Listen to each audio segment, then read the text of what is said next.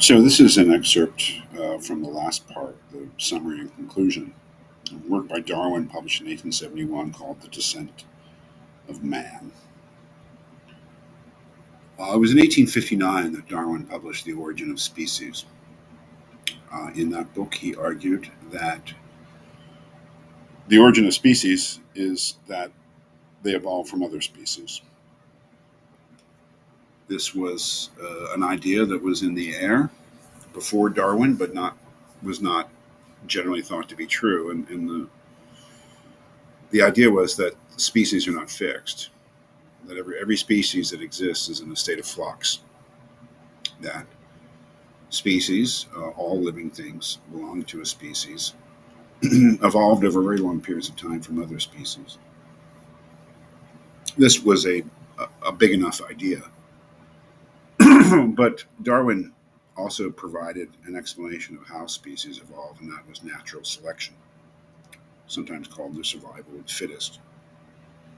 The idea that uh, in reproduction, sometimes novelties appear, uh, new characteristics that an individual has which are different.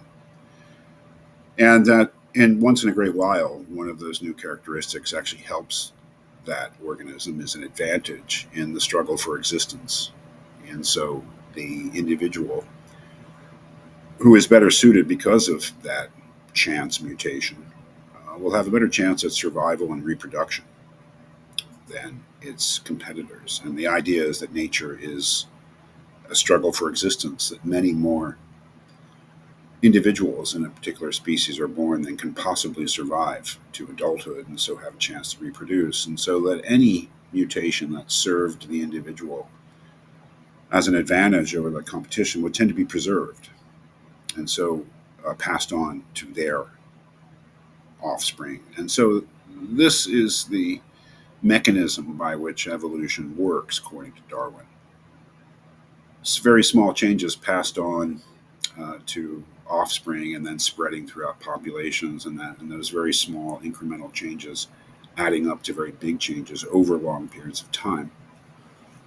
This was an incredibly important theory of nature, of living things, and the idea was that it applied to all living things. And that was the idea of the origin of species, but it was a general theory of biological life, of its origin and how it changes over long periods of time. Except for the very end of that book, there was no mention of human beings. But the implication was that since human beings are living things, that they were subject to the same natural history, that the human species evolved out of earlier forms of life, like everything else, and that the characteristics that a human being has are the result of that natural history, of that theory of evolution by way of natural selection. And so that the characteristics that we do have, our physical and even our behavioral characteristics, should be seen as adaptations. That is, as features that were introduced and preserved in the human species because they helped our ancient ancestors survive and reproduce to a greater extent than their competitors. It is a way of looking at human nature. And there was strong implications. Everyone saw it in 1859 when The Origin of Species was published, that there were huge implications for how we understand ourselves, but they weren't spelled out because Darwin was presenting a whole sort of global theory of living things. But 11 years later, in 1871, he published a book that was concentrated on human evolution. And this is the end of that book. Uh, if we look at the thing, I think there are two philosophical points. The first is the general point that human beings are the result of evolution and how that changes our way of looking at ourselves. And the second is the particular point of how two of our capabilities, our intellectual capabilities and our moral capabilities, have to be viewed within the larger view of humans being evolved creatures. I think that those 2 points should be, they're obviously closely related, but I think that there should give time to both of them, because before we get into the evolutionary view of human morality, which is, after all, most relevant to this course, you have to sort of let the big picture sort of sink in. What is Darwin doing in this book? He says, it seemed worthwhile, it says right here, to try how far the principle of evolution would throw light on some of the more complex problems in the natural history of man. Of course, by man, he means human beings. And that's what the book is about. But what's the sort of presumption here that it feels like he's proved? He says, the main conclusion here arrived at, and now held by many naturalists who are well competent to form a sound judgment, is that man, human beings, is descended from some less highly organized form. That is itself a huge fact, if we take it to be fact, that affects the way we see ourselves, that human beings descended from some less highly organized form, which would imply that human beings didn't always exist in nature, that there were other species that existed, and out of one of them evolved human beings. So already we have a view of the human, which is not the way we usually think of it. Because what we have to imagine is that there was a time of life on Earth when human beings didn't exist.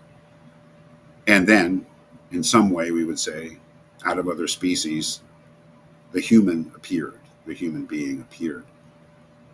And we are here. But we weren't always here, and the implication is we probably won't always be here. We'll either go extinct or we'll evolve into some other species, which is a completely fantastic idea. The grounds upon which this conclusion rests will never be shaken.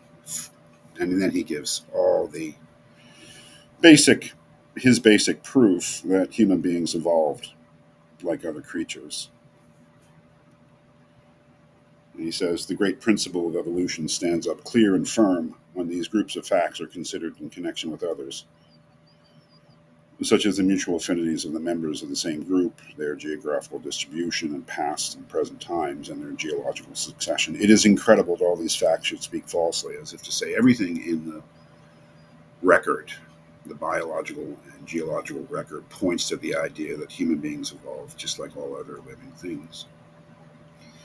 And here's the big claim. He who is not content to look like a savage at the phenomena of nature as disconnected cannot any longer believe that man is the work of a separate act of creation. And that is the traditional Western Christian view of human beings, that they were the work of a separate act of creation. And the source for that, the major source, again, for Western, European, American civilization, is the first book of the Bible, Genesis, in which God creates human beings on the sixth day, I think, and in a separate act of creation. What he's saying basically is that no one can believe that anymore.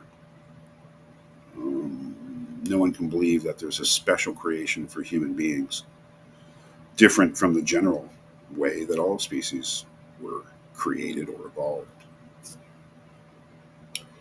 He will be forced to admit that the close resemblance of the embryo of man to that, for instance, of a dog, the construction of his skull, limbs, and whole frame on the same plan with that of other mammals, independently of the uses to which the parts may be put, the occasional reappearance of various structures, for instance, of several muscles which man does not normally possess, but which are common to the quadrumana, and a crowd of analogous facts, all point in the plainest manner to the conclusion that man is the co-descendant with other mammals of a common progenitor, which is to say, human beings are directly related to all other mammals and have a common ancestor with them.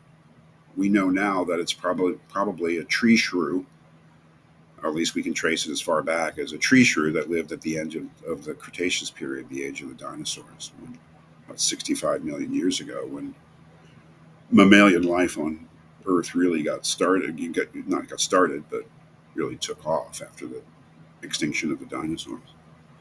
And an earlier progenitor, I mean, if we go back far enough, the idea of evolution by way of natural selection, theory of evolution, is that human beings are literally related to all forms of life. They're distant cousins, even as far back as plant life.